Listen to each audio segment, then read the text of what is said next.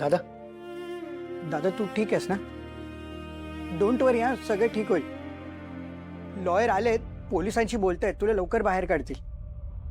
तू तू ठीक आहेस ना? तुला काय हवं आहे का? दादा आम्ही पोलिसांशी बोलतोय. हां दादा. आई कशी आहे? हां आई कशी आहे?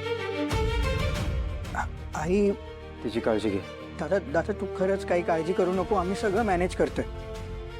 आम्हाला माहिती आहे हे सगळं जे आहे ते खरं नाही आहे. आईला पण माहिती आहे ना. तू काळजी नको करू, आम्ही सगळं ठीक करू. ओके दादा? आणि मी आहे इथे.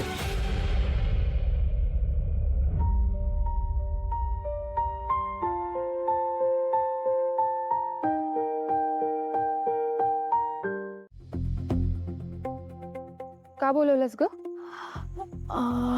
अगं सायली, ते जय सरांच्या विरोधात तू खरंच तक्रार केलीस? हो. म्हणजे ते मेसेज पाठवले ते खरंच आहे? प्लीज सांग ना मला, एक्झॅक्टली काय झालंय? तुला का सांगू मी? ज्याला सांगायचंय त्याला सांगितलंय. पोलिसांना कळवलंय मी.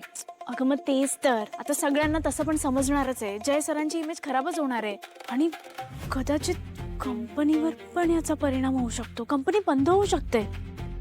म्हणजे वाटलं नव्हतं ग असं काहीतरी करतील ते. तुझ्यासाठी पण शॉकिंगच असेल ना? हो, खूप शॉकिंग आहे. पण हे आत्ताच झालं की या आधीपासून? म्हणजे ते वाटलंच नाही ग मला खरंच. मी जय सरांना कधी तुझ्यासोबत एक शब्द सुद्धा बोलताना पाहिला नाहीये. मग काय मी खोटं बोलतेय का? तुला काय वाटतं का शर्वरी? माझ्यासाठी हे सगळं खूप सोपं आहे. अगं मी त्यांच्यावर विश्वास ठेवला होता. बायकांचा सतत रागराग करणारे असं कधीच वागणार नाही असं मला वाटलं होतं.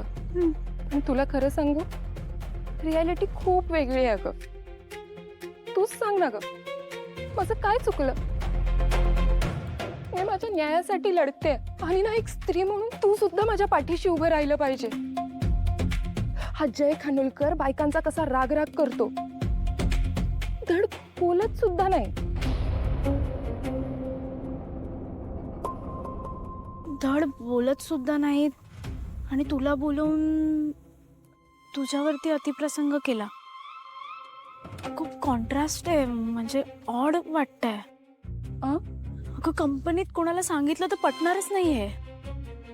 हे बघ शर्वरी, तुला माझ्यावर विश्वास नसेल ना तर तू जा इथून. अगं वेडी आहेस का तू? मला तुला सपोर्ट करायचा म्हणूनच मी तुला एवढं विचारते ना. तू मला नीट सांग ना, म्हणजे काय झालं एक्झॅक्टली? एलॅबरेट कर. कसं झालं, कधी झालं? मला नाही बोलायचं आता. नाही बोलायचं? मला पण ना हे नाटक करून आता कंटाळा आलाय. तू पण तुझी नाटकं थांबव आणि काय ना ते खरं सांग, कारण मला माहितीये तू खोटं बोलतेस.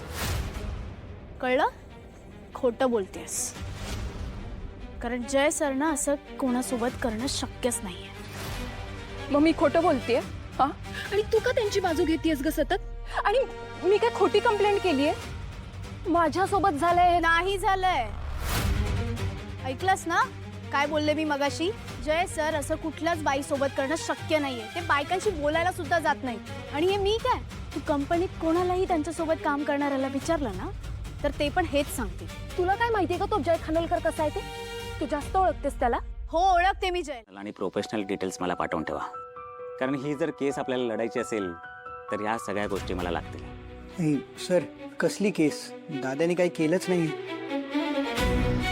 सर, ही केस कोर्टापर्यंत जाण्याची गरजच नाही. मुळात पोलीस तपासात खरं काय आहे ते समोर येईलच. हो हो, पण त्या जय साहेबांच्या मोबाईलवरून त्या सायलीला मेसेज गेले, त्याचं काय? कुमावत सर, ते मेसेजेस कोणी दुसऱ्याने पण केले असतील ना? हे बघा, आपण हे कोर्टात म्हणू शकू, पण ते सिद्धही करावं लागेल. पण तोपर्यंत जय साहेबांना आताच राहावं लागेल. No no no no Kumawat sir, not possible. दादाने काहीच केलं नाही. दादा इनोसेंट आहे ना. मग तो काहीही करून सकाळपर्यंत जेलमधनं बाहेर आला पाहिजे. सर हे बघा, तुम्ही काही करा, कायदेशीर करा, पण प्लीज त्याला लवकरात लवकर बाहेर आणा प्लीज.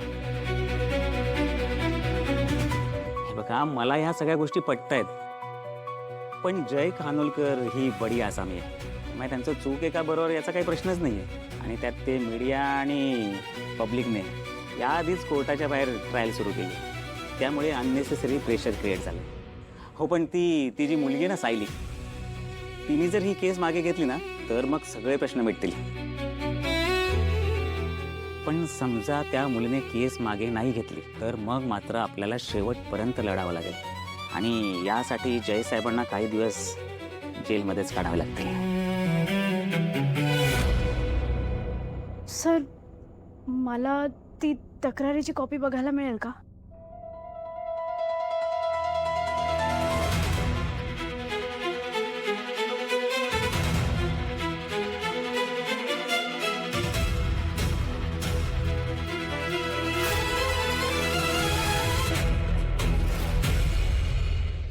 काय झालं शिरू? काहीतरी मेजर गडबड आहे. म्हणजे सायलीने कंप्लेंट केली, जयने तिला मेसेज पाठवला, पण कधी, कसं? एक मिनिट, सायली बोलली की 30 तारखेला, पण 30 तारखेला तर मी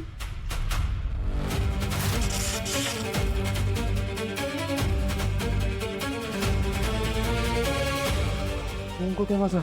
कुठे ठेवलाय? कारमध्ये विसरलो. एक मिनिट, काय काय काय झालं रे? सुटणार, शायनर सुटणार. तो अडकूच शकत नाही.